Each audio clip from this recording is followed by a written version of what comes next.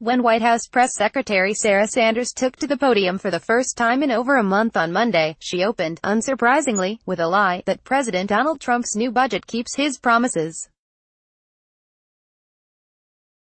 Of course, it doesn't, and it can't, in part because Trump's budgetary promises were basically contradictory. So when Russell Vought, the acting director of the Office of Budget and Management, was pressed on one of these lies, he had to fall back on a common Republican deflection strategy: blame President Barack Obama. One reporter noted that the president had promised to eliminate the national debt in 8 years. The president has added historically large numbers to the national debt instead of keeping a promise to pay it off, the reporter asked.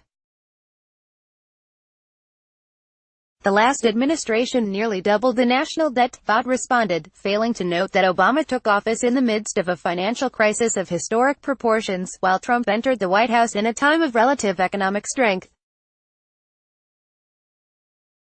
He also failed to note that when Trump made his promise, the prior administration's impact on the budget was already clear, so it wasn't some surprise the current White House had to react to. When this president ran for office, he made a commitment to the American people that he would attempt to tackle the debt within 8 years, Vaught continued. This president did that the very first year he came into office by sending forth a budget that balanced within 10 years and had more spending reductions than any in history. Of course, this just flatly admits that Trump didn't live up to his promise. Trump didn't promise to attempt to pay off the debt, he promised to do it. He promised to pay it down in 8 years, not merely tackle it in 10. Vaught's reference to balancing the budget, anyway, would mean eliminating the yearly deficits, not the debt, which is the aggregation of each year's deficits.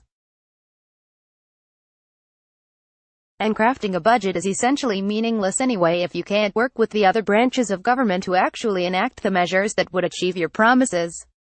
The basic problem is that Trump is a fraud who made absurd promises, and now his lackeys have to bend over backward to try to defend them.